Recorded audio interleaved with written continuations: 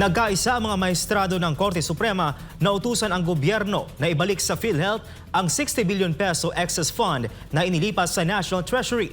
Ayon sa kataas-taasang hukuman, dapat itong ipaloob sa 2026 national budget at gamitin lamang para sa benepisyo ng mga miyembro. Si Margaret Gonzalez sa report.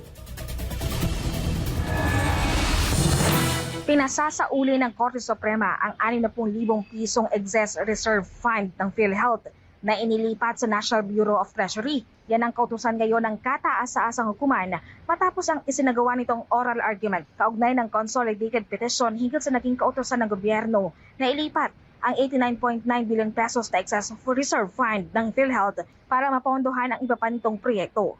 Matatandaan na nasa 60,000 pisong pondo ang naunang inilipat sa National Treasury sa 3 tranches, kasunod na rin ng inilabas na circular ng Department of Finance o DOF. Pinatitigil din ng kataas-taasang hukuman ng anumang paglilipat pa ng pondo sa natitirang 29.9 billion pesos na balanse sa excess fund.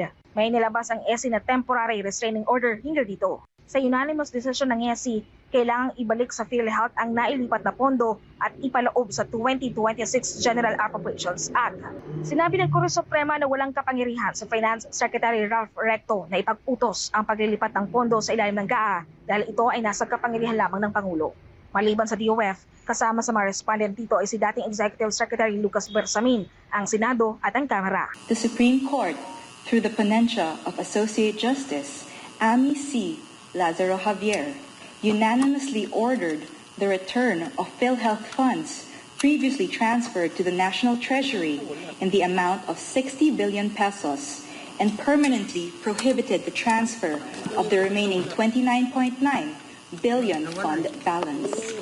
The court, by a majority vote, also declared void Special Provision 1D, Chapter 43 of the 2024 General Appropriations Act, or the 2024 GAA, and the Department of Finance Circular Number 003-2024 for having been issued and implemented with grave abuse of discretion amounting to lack or excess of jurisdiction. Gate ng ESI, ang excess fund ng PhilHealth ay kailangang ilaan sa mga benepisyo ng mga miyembro at walaan ng mga ehensya ang pwedeng magdikta na ilaan o ilipat ito sa ibang proyekto o programa.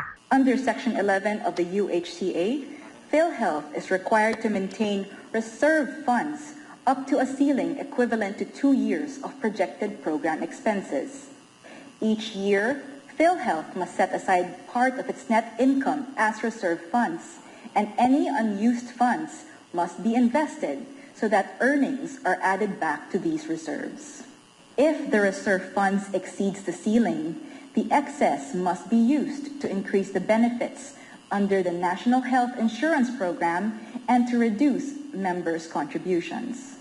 Section 11 also expressly provides that no portion of the reserve fund or its income may be transferred to the national government or any of its agencies. The Supreme Court added that while the state may adopt measures to improve the economy, such measures must not contravene what the Constitution itself guarantees: affordable health care for all Filipinos, especially the underprivileged. Maging ang Kongreso, wala daw kapangyarihan na baguhin o gumawa ng polisiya hinggil sa naaprobahang pondo para sa PhilHealth. The Supreme Court stressed that Congress cannot repeal Section 11 through the GAA, which may only provide appropriations consistent with existing laws. It cannot amend or overturn substantive policy. Any changes affecting the UHCA, particularly PhilHealth's reserve funds, must be enacted through separate legislation. Ibinasura naman ng kataas-taasang hukuman ang apela ng mga petitioner na tukuyin ang criminal liability ng Finance Secretary para sa plunder at technical malversation. Ruling that such matters are improper for resolution in this case.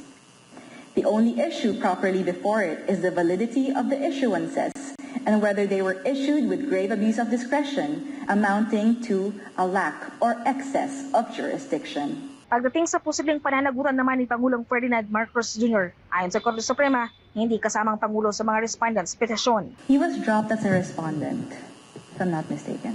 The Supreme Court upheld his certification of urgency for the House bill. So they said that there was no grave abuse of discretion on his part. Samantalang welcome naman sa PhilHealth ang naging desisyon ng kataas-taasang hukuman. Ayon sa ehensya, hamon ito sa kanila na masiguro na ang pondo ay ilalaan sa wasong serbisyo sa kalusugan ng mga Pilipino. Para sa Diyos at Pilipinas Kumahan, Mary Gonzalez, SMNI News.